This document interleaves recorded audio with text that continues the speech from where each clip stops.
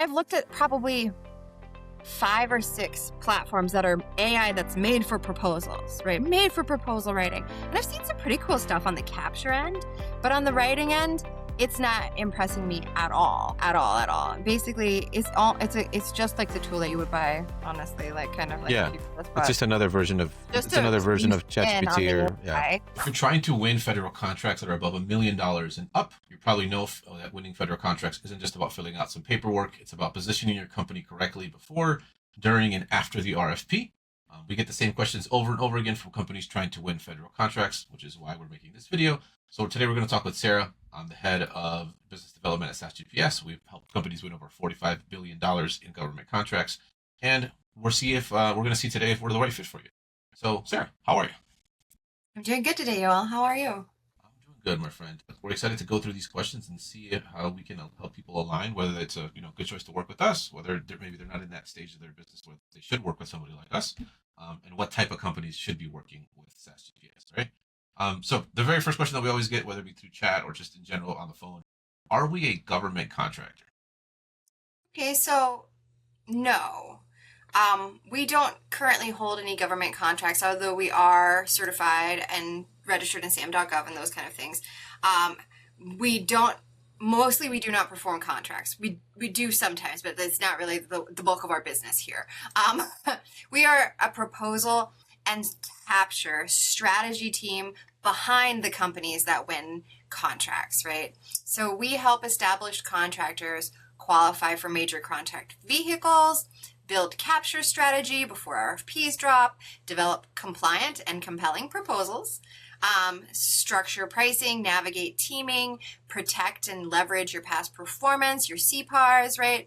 So basically, we're the team that companies bring in when they're serious about winning a government contract. We're not going to win those government contracts ourselves. That's not we're the quiet, we're the sleeper, invisible power. Absolutely, yeah. We're the secret tool that works really well. Awesome. All right, and then who typically is our client? Like, who do we work with? So our clients are typically either growing small businesses that have real past performance already, but are growing, or mid-tier integrators that are scaling into like larger vehicles, and a lot of established primes that are competing for major programs. So if you don't have past performance yet, the first step isn't really a proposal with us. It's really subcontracting, teaming, and capacity building. So we mostly work with companies that are already strategically positioned to be competitive. Gotcha. Yeah, no, that makes sense for sure. All right, Sarah. So obviously companies who've won previously are the companies that we like to work with, right? But the question is why, right? Why should a company hire SAS-GPS instead of writing their contracts internally? Okay. Yeah. I mean, we tend to function as your on-call proposal team. So you don't pay us when you don't need us, and you just pay us when you do need us, right? And that's different than having an entire internal team. And we integrate long-term with our clients, not really as outsiders, but as extensions of their company. So what this means is that the internal team isn't drowning in proposal deadlines. If they get overstacked for their capacity, we're there to help, right? Your subject matter experts get to stay focused on their billable and operational work. Leadership isn't pulled into formatting and compliance chaos. And when opportunities drop, you have a team ready no matter what. So we kind of bring industry-aligned subject matter specialists that match your contract and industry type. We have proven experience supporting complex federal, state, local awards. We have transparent and predictable pricing with like firm fixed price not to exceed estimates. So there's no budgeting surprises. Real-time opportunity monitoring, compliance tracking, full integration across strategy, compliance, writing, graphics, production, right? And we have deep expertise in set-aside programs, including SDV OSBs, like we are. Small businesses, 8A, right? So basically we're a structured proposal operation you can plug into when you need to scale and step back from if you don't need us. And we write all of some companies' proposals, and we just write the overflow of other companies' proposals on long-term basis. Mm-hmm. Absolutely, yeah. It just depends on the kind of the need of the company. We just fit right in there and just kind of help them grow. Yeah, and how big their pipeline is, right? Yep, absolutely. That's a huge part of it too, for sure. Yeah. And pipeline's been a little crazy lately, so it's like suddenly there's nothing, and then suddenly, boom, there's so much that you can't handle it. So yeah, Absolutely. Yeah. No, it's better to have us, at least to get on a call with us and understand like what our costs are and all that fun jazz. So that way, when an opportunity shows up, you can, you could reach out and whatnot. Right. Yeah, And my again, phone number. You can text me. absolutely. Yeah. Our form online and our chat widget are, and obviously Sarah's contact info is always available online. So if anybody is interested, feel free to reach out and we can see if we can work with y'all. All right. So you talked about fixed firm pricing, and obviously that's a huge thing in the space, right? Because most other companies, they either take a percentage or a commission off of it, right? How does our pricing work compared to everybody else? Yeah, so we have a couple different pricing models, but our by far most common pricing model is price per solicitation. So every RFP has a different requirement. Volumes, page limits, graphic needs, pricing complexity, right? Whatever it is kind of that this particular project needs, we will basically, okay, hold on. So basically here's how it works. You're going to send us the solicitation number or link, right? We're going to perform a feasibility review, like just a quick compliance check, really high level probability of win. Yeah. We estimate our level of effort then in hours, right? 30 hours, 50 hours, 100 hours, whatever it is. And then we provide a firm fixed not to exceed estimate on that. So if we tell you it's going to be 50 hours, right?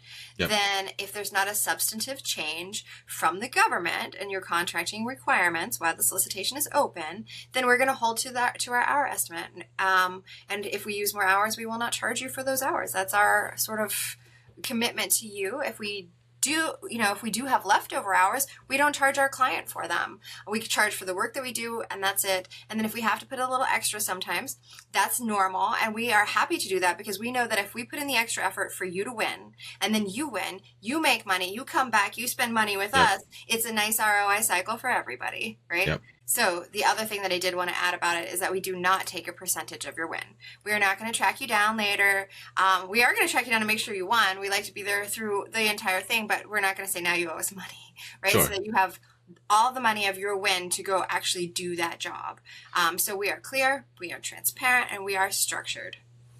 One thing that, as you know, if no one has seen our YouTube videos before, you'll see that Sarah is very much about, being analytical and being detailed oriented, because I mean, the governments basically kind of have to, right? Like we've said plenty of times, you get one chance with the government and that's about it. And honest, we're really an honest company. Like if we don't think you can win something, we're not going to take your money. We're going to tell you, man, this is not the right one for you. And like we're a small service disabled veteran owned business, and we treat our clients like they're us. Yep. And that's one of the great things about us, because we are a small business. We get to do business the way that we think is best and the way that we want to. And that includes treating everybody right. So that's really great over like a large corporation where they don't have control of their culture anymore.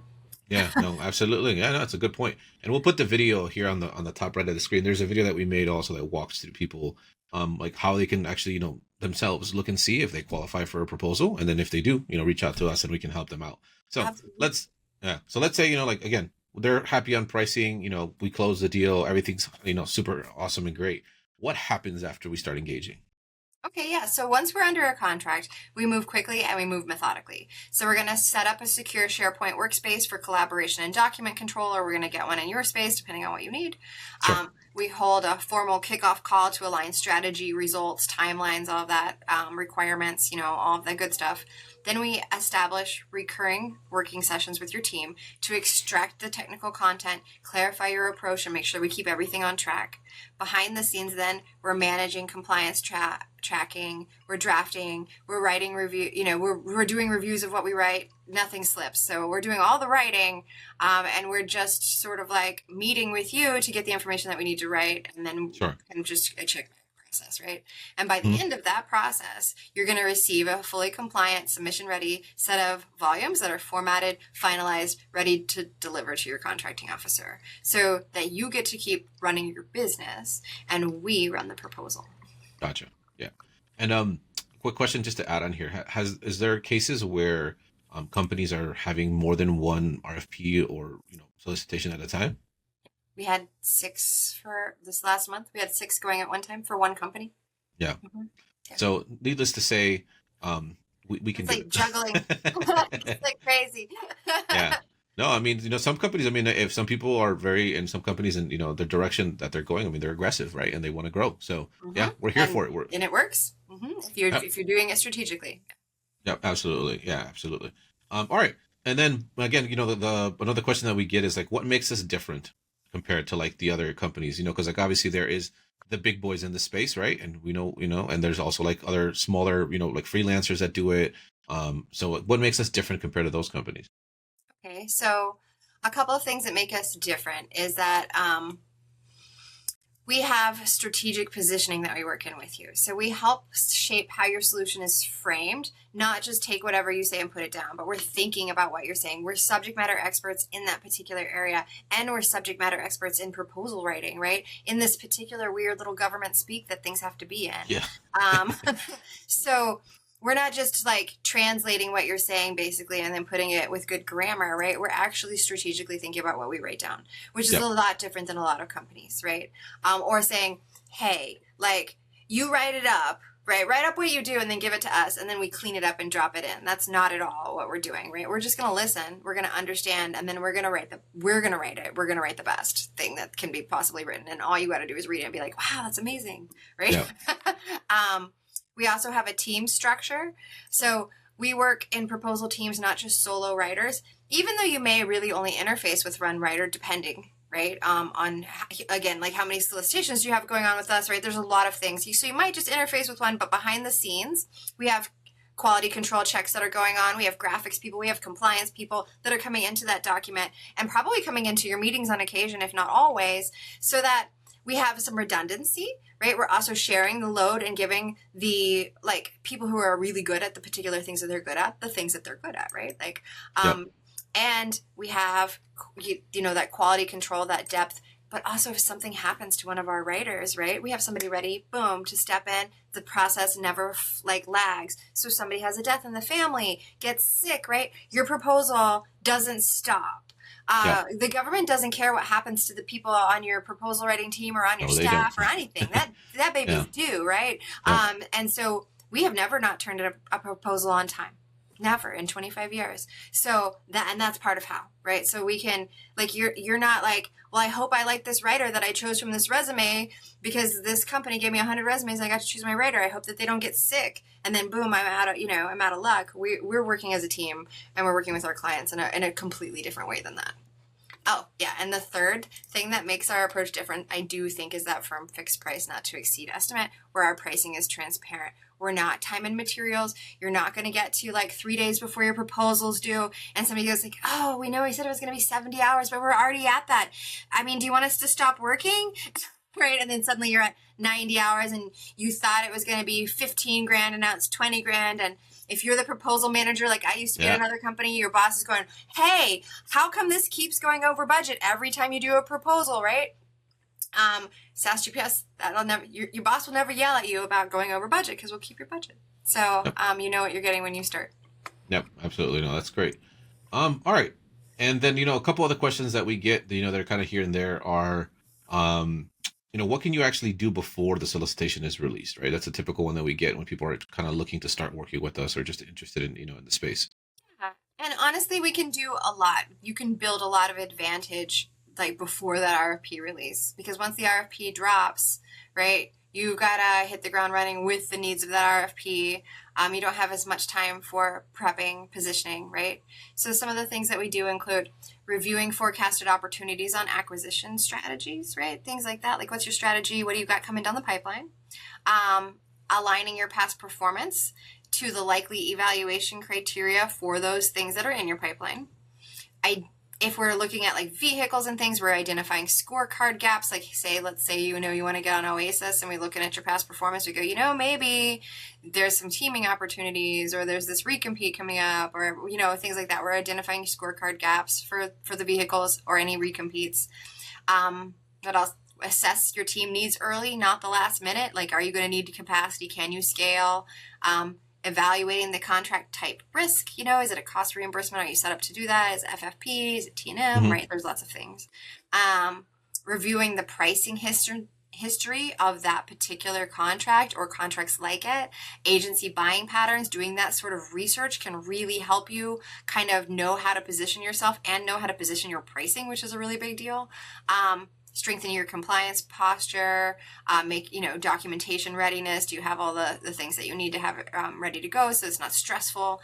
And then also kind of helping you decide what not to pursue, right? Like before the RFP comes out, you don't have to track as many things, or you don't have to do as much prep if you're like, oh, actually, I don't think this one's in our wheelhouse based on my research, right? Yeah. So that's kind of part of it. But we can also, and we do help companies all the time, prepare like a kind of more general internal infrastructure, like get your past performance write-ups ready, kind of make a matrix of all your performance work statements and all the things that you can do, things like that, compliance frameworks that you can reuse, clear solution positioning that are aligned to particular agencies that you work with, or executive summaries, kind of building a little pieces of boilerplate here and there that help you get some of your solicitation work done faster too, so that by the time the solicitation releases, the goal is not like, oh my gosh, I had no idea we were going to need that. Like, oh my, suddenly you're just like, so like this thing's like, how am I going to get this done in time, right? Instead, it's just the goal is, boom, it's out. We knew this was going to be like this, execute. And that's how companies that win, like a lot of times they're winning because they're not starting from scratch from the day that RFP drops, or finding it a week late and being like, oh, I decided I wanted to bid this one, right? Like, and then they only have like 2 weeks left to write and get it all turned in, right? They really got that pipeline going and things like that. So they're refining something that they've already prepared, and we help companies with that all the time. Yep. Well, that's perfect. Yes. That's exactly what companies should be doing. Yeah. I mean, there's a lot, right? But again, that's why we're here, right? That's why we exist, because we can help as well. All right. So one of the things that we also get quite a bit, right, is, building competitive teams when it comes to just, government contracting. So like, how do we help companies do that? Because that's, for larger companies, that's one of the things that we get asked quite a bit. So we absolutely help build competitive team structures when it makes strategic sense, right? We don't generally do random matchmaking, but we do help build teams like intentionally based on like, is there scorecard gaps, past performance alignment? Hey, maybe this would help, this company could help you win with this one. Certification leverage, right? Are you looking for somebody to help you get into a different market than you can get into because you don't have the certification? Contract type requirements, work sharing strategies, risk exposure, and always increase probability of win. Like teaming is really about increased probability of win, right? Yeah. So we do a lot of advising on teaming strategy as part of our overall capture planning. And if the team structure adds value, we can help formalize it. We can help reflect it in your proposal. If it doesn't materially improve your competitiveness, we might just say, hey, why are you doing this? Or recommend a different approach, or you can always say, be quiet, and we'll be quiet. If we catch something we think is a little odd, we'll let you know. Because we think teaming should be intentional, not just something that's automatic, right? Yeah, no, 100%. I mean, it's definitely one of the things that, is different about us is the fact that we are very transparent with that side of things, right? If it's a no, we're going to let you know before you spend any more money. Right? Yeah, we like to put our clients together. Yeah, absolutely. Right. Yeah, no, that's kind of why we've also been able to win $45 billion. We've been around for a while, right? Mm-hmm. So yeah, 100%. All right. And then I guess the easiest question we can answer all these questions is, do we work with companies with no past performance? Yeah. And I want to say typically no. If you have zero past performance as a company, unless, I mean, there are wiggle areas in there. Like, are you a sister company with somebody that does have that past performance? Like, solicitations and how you can use past performance with your teaming partners or your subcontractors, those kind of things. There can be things in there. But if like you're starting out cold and you're like, hi, I've never done any business. I just started my business and I'd like to get a government contract. We're not the spot that you need to be at yet, right? You're going to get to us later. But first you got to figure out like kind of how to get your foot in the door. And your foot in the door is not just to start like throwing money at proposals and at these solicitations. Most of the time it's teaming, partnering, subcontracting, right? Looking to build your CPARs, strengthening, making sure you have all your certifications, approving your accounting maturity, because a lot of times they're going to look at your accounting, any sort of way that you can get with other companies that have a portfolio to help build your portfolio is probably where you need to be looking. That's what we recommend the most, because there's this big catch-22 in government contracting. And I think I get a phone call every single day about this, and somebody's asking for clarification. And I say, like, it's the strangest of things. I understand how it feels, because you read the past performance requirements and they say you need 3 projects that you've done in the last 5 years of similar size, scope, to this particular project. So let's just say you're building a building. I'm building a 20-story building that has medical supplies and medical equipment and all this stuff in it. You need to have built 3 other buildings in the last 5 years that is 20 stories tall, that has medical equipment in it, right? And somebody says, well, how am I ever going to get to build 1 for the government then, right? How can I get to 3 if I can't get 1, right? And it's this like strange block. And that's where we mostly say, like, strategic teaming, subcontracting, partnering. Like, that's the best and fastest way to do it. Like, so I hope that helps people, because that's a question I get literally every day. Yeah, no, for sure. Again, we have a couple more videos on our channel too, if you guys want to go ahead and take a look and talk about that stuff. We'll put the links here in the description. But yeah, it's definitely a unique case when we get to work with somebody who doesn't have any past performance, and obviously teaming does help for sure. All right, to close it out, Sarah, what is the biggest mistake companies make when it comes to government contracting? Well, when they're working with, I see a lot of mistakes. But I guess that probably one of the things I'd say is, like, there's a lot of people who want to bid everything, right? So they want to bid everything, but they also wait until the solicitation drops to think strategically about it. So they have, 8 million balls in the air, and it's really, strategy is lost, right? Yeah. So winning federal work is not necessarily about volume. It can be, right? Like, if you have a good aggressive strategy and you're behind yourself, right, you got it. But it's not necessarily about volume. It's about being selective, being compliant, and disciplined execution, because proposals cost money. Yeah. They cost time. Even if you didn't hire a company like SAS-GPS, there is a tremendous time lift, and time is money. No matter what you're doing in your company, time is money, right? Proposals and government contracting is then money, trying to get those, right? So you don't want to, you don't go crazy spending all your time getting things that you can't win. If your probability of win is like a 1% or 0, like, this is not a thing to do, right? Yeah. So calculate your probability of win. How about that? Yeah. There's the solution for everybody. Well, and the second biggest mistake everybody makes is, like, turning in non-compliant proposals. Yeah, that'll do it just right off the bat. Just a big no. Yeah. Sometimes it's just an accident. There's so much to look at. Yeah. I'll ask a bonus question here, Sarah, that I kind of want to add on, because obviously it's, we're in the age of AI, right? And everybody and their mother's talking to me. Well, maybe not their mother, but everybody at work is talking about AI, right?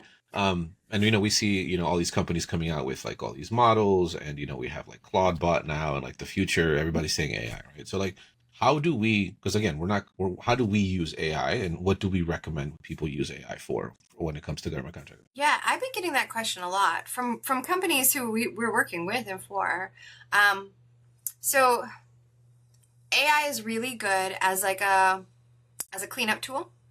It's really pretty good at being a second set of eyes on your compliance, or giving you some, like, feedback on things. What I don't think we should ever let AI do is make decisions, right? So, if you have a really strong pre-made proposal library and you have a little pretty uncomplicated proposal, you could probably, between the 3 major AIs that people use, right? ChatGPT, Gemini, and Anthropic's Claude, right? Or is that Anthropic's Claude? Yeah. Yeah, Claude. You can probably finagle your way into some pretty decent responses, but not if you don't already have something, like, a lot of things pre-made, right? And then you're still going to need to, even at a best case scenario, then you need to review it, edit it. You got to tell it what you want, right? Like, it's kind of like a bad writer. It's kind of like a junior writer on our team. So it can be helpful, right? For sure, right? Use it for the things that it's useful for, but if you think that you're going to go, like, here's this government proposal, I'm a janitorial company, here's my website, like, this is what I have to feed you, and then it's going to turn you a fully compliant, compelling, winning proposal around, it's not. It's going to it's going to write things. It does a very good job of mimicking human language and always acting like it knows what it's talking about across all of the all of the platforms. It loves, and it really likes to tell you that you've done a good job too, right? So it loves to give you positive feedback. Like, that's part of how it keeps you there. So it'll tell you, like, that was a really great prompt, like, or something, right? So then you think that you know, it's like all this positive feedback, but then if you really look at what that's giving you, a lot of the times it's generic or it's completely wrong, but it reads really well. So it's kind of like confused. So, you know, you really got to check it. So we use it to do some like compliance checks, you know, help setting up our matrix, our compliance matrix. We still hand check everything. But you know, it can make some of that work a little quicker. You know, if I'm writing something really fast, I might throw it in there just for like grammar and spelling, and then I reread it and make sure, or, you know, you train it to do certain things that you want. And I do encourage people to use the AI that way. Right? Like, I think it's a very useful tool. It is not a replacement for your internal proposal team and subject matter experts, or an external proposal team. Like, basically the people that understand how to do this, it's not replacing them. And I've looked at probably 5 or 6 platforms that are AI that's made for proposals, right? Made for proposal writing. And I've seen some pretty cool stuff on the capture end, but on the writing end, it's not impressing me at all. At all. Basically, it's just like the tool that you would buy, honestly, like kind of like it's just another version of ChatGPT or AI. And maybe a quick place to toggle between the AIs to see what they do differently. Instead of you having 3 open windows, you only have 1 open window. Yeah. But it's doing the exact same thing, right? If you're not already a proposal expert, you don't know what you're going to get. There's not like it's not like it gave it guardrails that said, like, you're not getting a trained thing that's trained. This is how, you know, this AI bot has been trained to do nav-fac only, you know, blah, blah, blah proposals. You're not getting that. You're just getting access to the AI, and you're still training it. So, no, 100%. Yeah, no, 100%. I mean, there's a saying when it comes to like AI and, you know, writing and just AI use in general, right? Like, the AI is only as good as the prompt you give it, right? And if you're not an experienced expert writer who spends literally the day and night with this stuff, you're just going to give it a prompt that you think is great, but in reality, it's going to get rejected, right? When you submit it. Don't understand the content. I get a lot of stuff sent to me from my AI where I'm like, well, that's true, but it's not true in this case. Yeah. Right? Like, that's an accurate statement, but only it's not relevant because I don't think you understood the system that we're working in. You know what I mean? Like, I get a lot of that, like a lot. Like, we talked in a previous video too about like the issue that like you may accidentally submit a proposal where it, like, the AI hallucinated something that you don't do, and then you say you do it, and then all of a sudden now you're stuck with, now you have to do it. Yeah. Oh yeah, like, absolutely. If it makes up something, and it might, it's a contract, like a proposal is a legal contract. And you can't go back and say, like, oh yeah, so it said that I was going to do this type of accounting. I'm not. Yeah. Right. Oh, I don't. So then you're like, oh, I got to figure out how to change my entire accounting system so that I'm compliant with this thing.